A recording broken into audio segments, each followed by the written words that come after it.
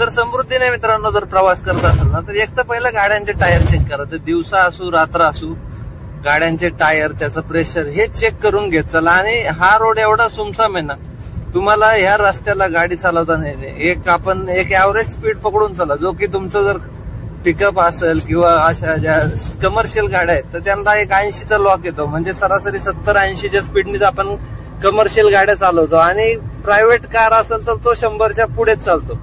त्यामुळे ना मित्रांनो, शक्यतो ह्या रोडवरती तुमच्या बरोबर जो कोणी असेल बाजूला बसलेला, तर त्याच्याशी जास्तीत जास्त गप्पा मारण्याचा प्रयत्न करा. एंटरटेनमेंट गाडीमध्ये असेल, म्युझिक वगैरे असेल तर म्युझिक ऐकण्याचा प्रयत्न करा.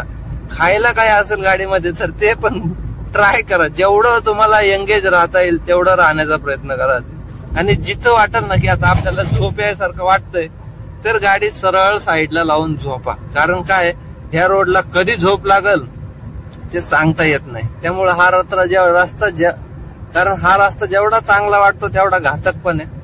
तर नक्कीच काळजी घेत चला. आणि गाडीची काळजी काय, 2-3 तास गाडी चालवल्यानंतर गाडी कुठेतरी थांबून गाडीला रेस्ट द्या. त्याचबरोबर आपले हातपाय मोकळे करून घ्या.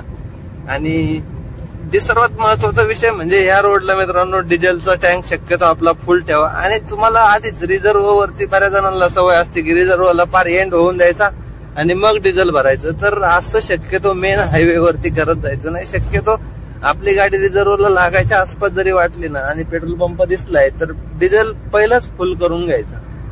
कारण कधी मध्ये संपल्यानंतर मग इमर्जन्सीला फोन करा, त्यात टाइम वेस्ट करा.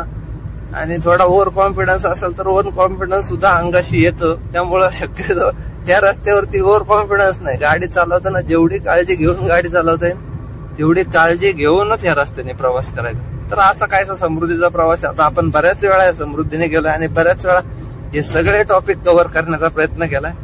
तर ते जे काही सगळ्यांसाठी लागू होतं तेच आपल्यासाठी पण लागू होतं.